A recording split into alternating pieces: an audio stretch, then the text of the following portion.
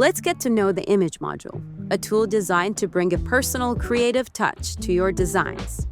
To start, just head to the New Items on your toolbar and drag and drop the image module onto your page. Adding an image is easy. You just need to add your link. Whether it's a photo, a graphic, or an illustration, you can tailor to match the exact feel of your design. Once you've added your image, you've got a range of customization options at your fingertips. You can adjust everything, from its orientation and spacing, to borders, size, color, and even visibility. When it comes to layout, the image module naturally aligns with the parent section. Want to place images side by side?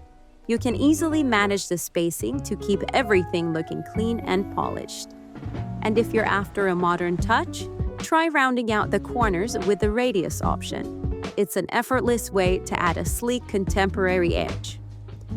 So dive in and get creative. The image module is here to help you add that extra spark to your design.